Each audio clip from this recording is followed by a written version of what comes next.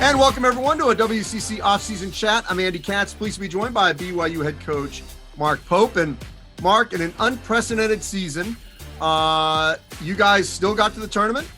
Ended up losing to UCLA, but you guys had some entertaining moments in the controlled environment bubble there in Indy. So before we move forward, help me out, put a bow on what this season was like and the overall accomplishments.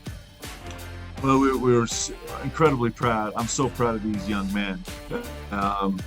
It was, what every college basketball player went through this season and every organization went through was just stressing to new levels, right? And for this group in particular, for these guys in particular that lost 7 seniors from 2 years ago and 3 all-time greats at BYU and a totally reconstructed team to come back and finish in the top 25 and put together an epic season like they did is a testament to their toughness and commitment. So it was incredible, actually. There were so many unbelievable moments. With that said, I don't think we really recognized how difficult it was till after it was over.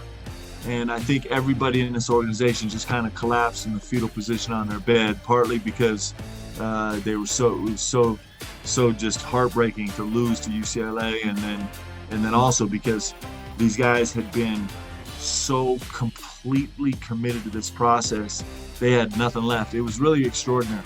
And so just so incredibly proud of the guys and what they accomplished.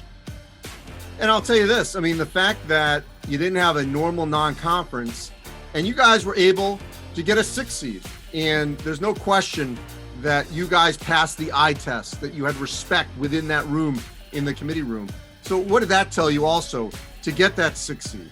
Everyone's non-conference schedule got whitewashed like 2 weeks before the season was supposed to start. That's how it felt.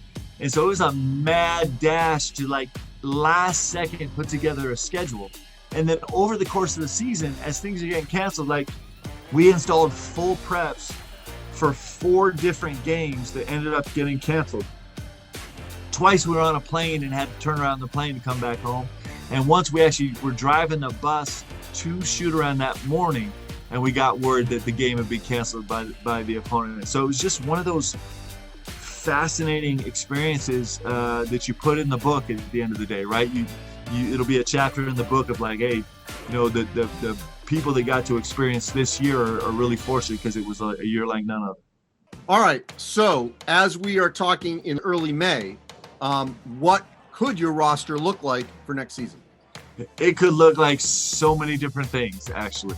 I have a couple seniors that are really, really twisted up about using this gifted year or not. They're trying to figure it out.